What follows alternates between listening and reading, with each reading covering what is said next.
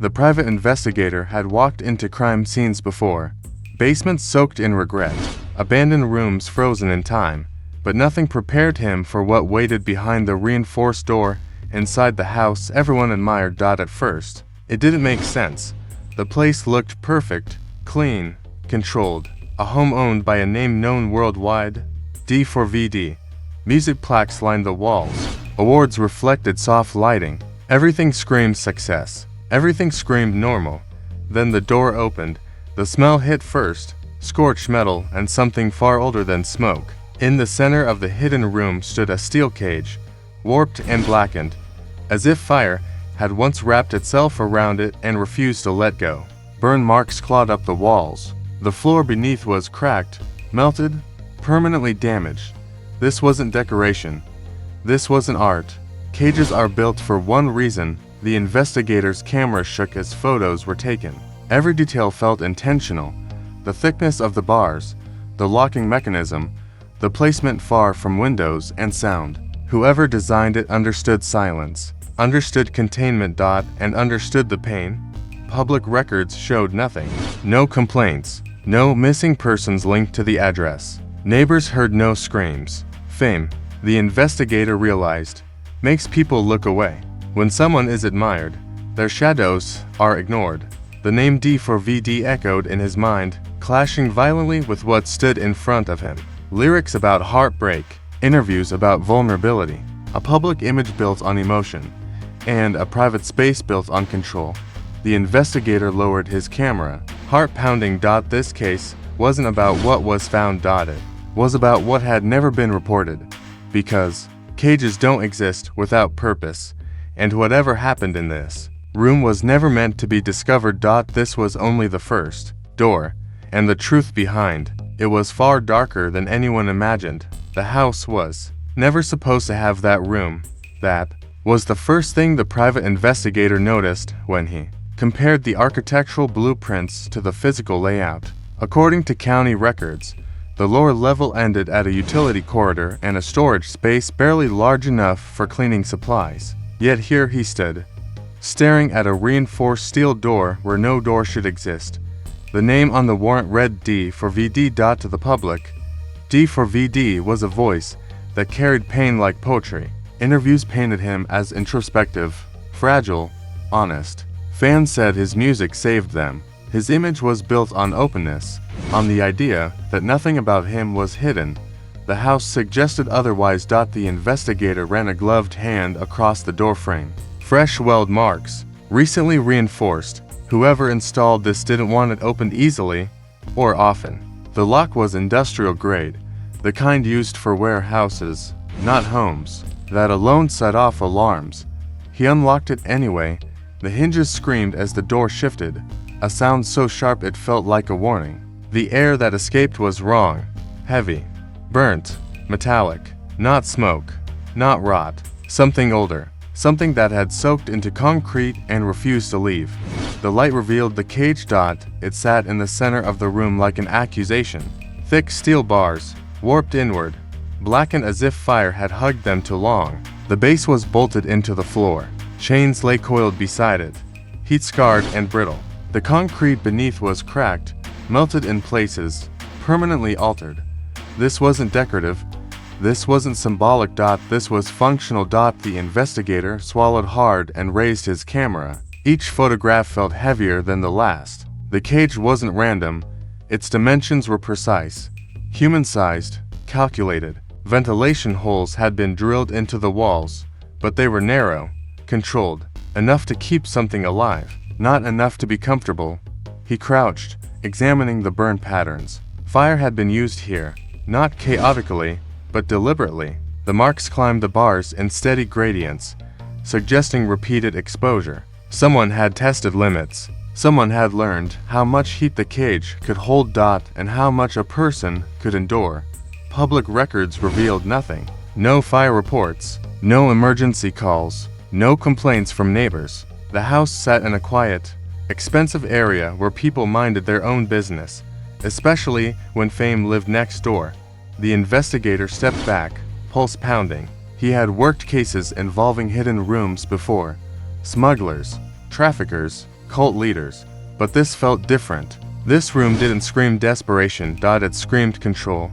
On a nearby table lay a notebook, its pages curled from heat. He hesitated before opening it, already sensing that once he did, there would be no turning back. The entries weren't names, they were measurements, time intervals, temperatures, observations written in clean, careful handwriting. No emotion, no hesitation, just data. As if pain itself had been reduced to an experiment. The investigator closed the notebook slowly. This wasn't an accident. This wasn't a mistake made in the dark. This was my intention. He scanned the room again and noticed something else. The walls had been soundproofed. Thick padding hidden beneath industrial panels. Screams wouldn't travel. Heat alarms had been disabled. Smoke would never alert the outside world. Fame, he thought, was the perfect camouflage. People forgive silence when success is loud. He exited the room and locked the door behind him, sealing the cage back into darkness. His reflection stared back from the steel surface, pale and shaken. In all his years, he had never encountered a space so carefully designed to erase accountability. Upstairs, the house returned to normal. Music awards gleamed under warm lights. Framed photos smiled from the walls. A life carefully curated for public consumption. The contrast was nauseating. The investigator sat at the kitchen table and opened his laptop. He pulled up tour schedules, studio bookings, travel records. Gaps appeared immediately, days unaccounted for. Periods where D4vd was supposedly offline, recovering, writing. Recovering from what? Writing for whom? A knock echoed through the house, sudden and sharp. The investigator froze. No appointment had been scheduled. He closed the laptop quietly and reached for his sidearm. The knock came again. He approached the door and peered through the security monitor. No one stood there, just an empty porch and a single envelope on the ground. He opened the door cautiously and picked it up. No return address. Just 3 words written in black ink. You weren't invited. The investigator's jaw tightened. This case wasn't dormant. Someone knew he was here. Someone had expected him to find the cage. Or had hoped he wouldn't. He stepped back inside, locking the door behind him. His phone buzzed with a new message from an unknown number. Stop digging. He didn't reply. Because now, it wasn't just about what he had found. It was about what had been hidden so well that no one ever thought to look. And the cage downstairs was only the first secret this house was guarding. The message stayed on the investigator's screen longer than it should have. Stop digging. No threats, no explanation, just certainty that bothered him more than fear ever could. He didn't respond. People who send warnings crave acknowledgement. Silence, he knew, was often the only way to regain control. Still, he powered down his phone and slipped it into a signal-blocking pouch from his bag. Whoever was watching wouldn't get another update from him tonight. He returned to the basement. The steel door looked unchanged, but the air around it felt heavier now, as if the house itself had become aware. He unlocked the door again, stepping inside the hidden room with a steadier breath. Fear was useless here. Precision was everything. He examined the cage more closely this time. Along the inner bars were faint scratches. Not deep, not frantic, methodical. Someone had marked time, not tried to escape. On the back wall, barely visible beneath soot, were lines etched into the concrete, tallies, dozens of them. Days, weeks. The investigator's stomach tightened.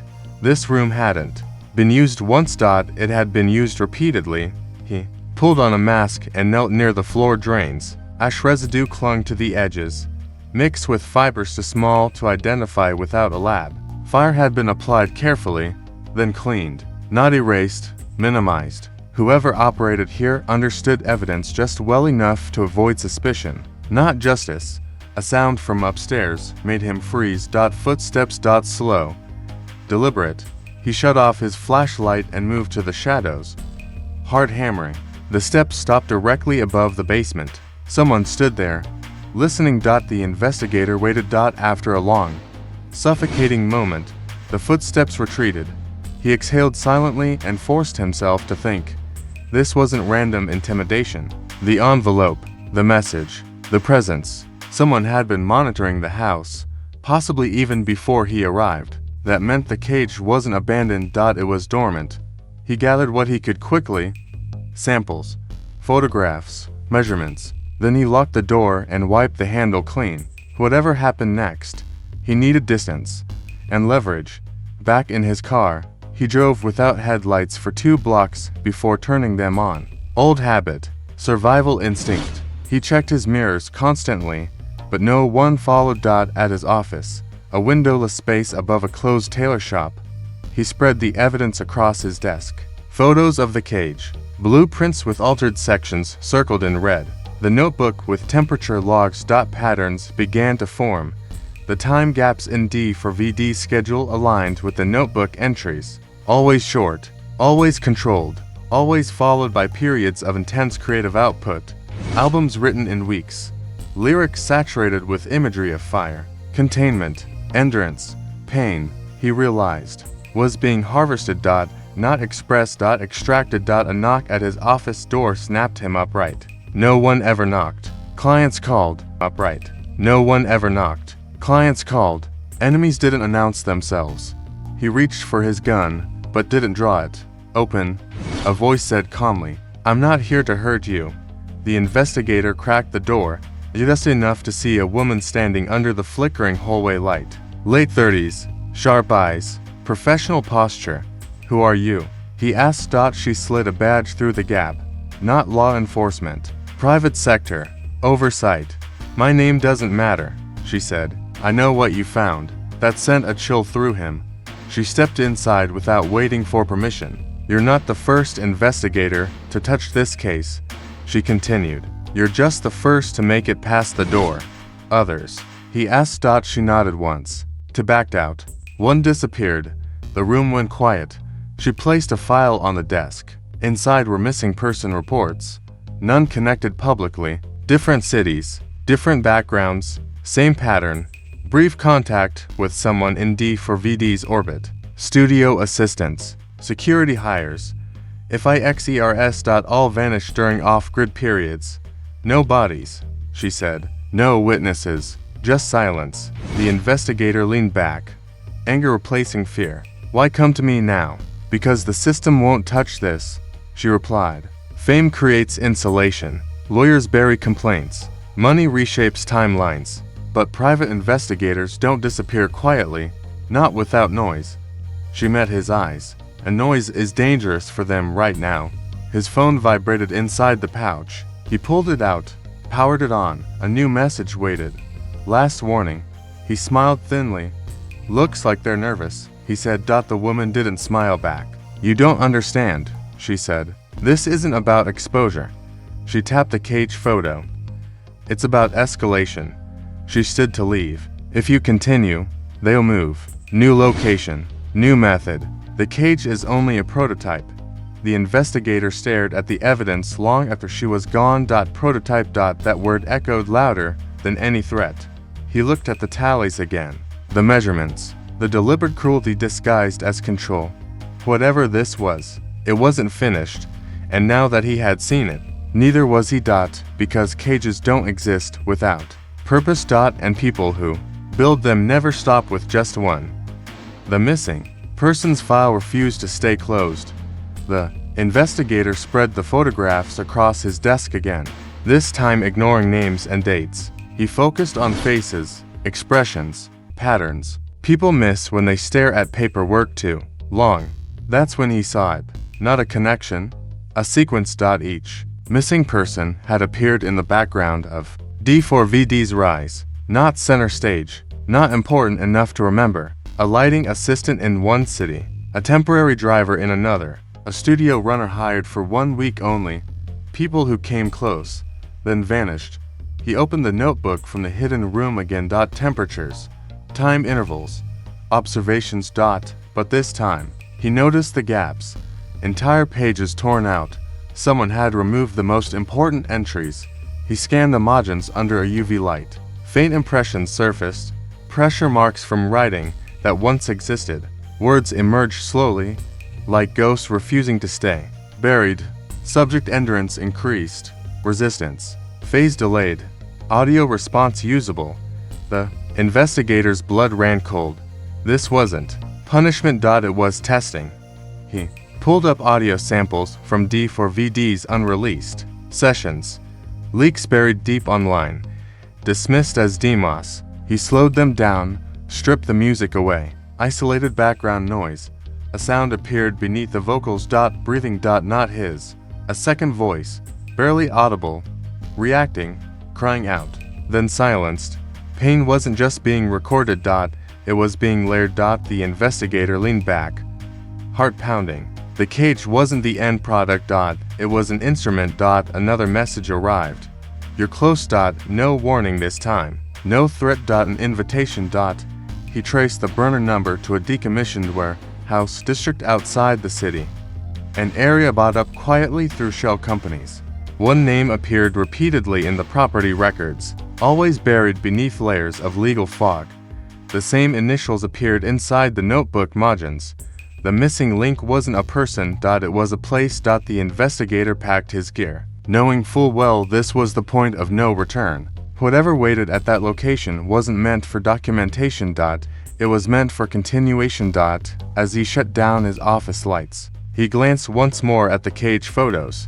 Cages don't hold people forever. They teach them, and someone out there had learned exactly what they wanted. The city lights flickered outside as he stepped into the night, fully aware that from this moment on, he wasn't investigating anymore. He was being led. If this story disturbed you, shocked you, or made you question what really hides behind fame, don't look away.